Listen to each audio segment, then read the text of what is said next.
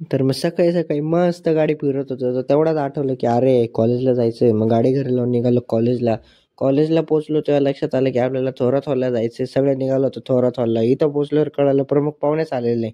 त्यांची वाट बघितली. मग फायनली ते आले. त्यांनी भाषण दिलं, सीए बद्दलची माहिती सांगितली आणि मग माहिती सांगून झाल्यानंतर निघालो आम्ही घरी.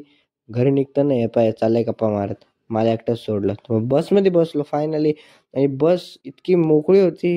हे पहा किती मोकळी मीच भाऊ पाहताय बा हसू राहिले. इतकी मोकळी बस. नंतर मग घरी आलो, दुकानावर आलो.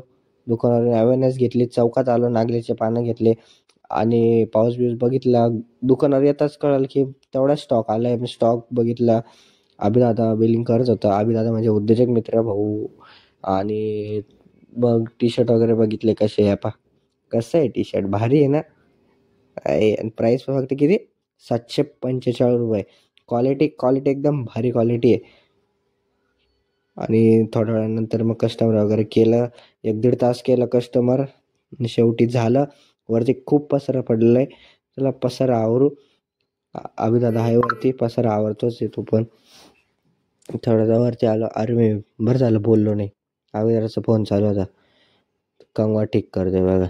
आणि पराग भाऊ इथं बसलेले. भाऊ काय म्हणता आणि अभिदादा इथं आहे, ऋग्वेद इथं आहे. आता रील वगैरे शूट करायची का नाही चला दाखवतो तुम्हाला. तर मग फायनली रील शूट करायचं ठरलंय.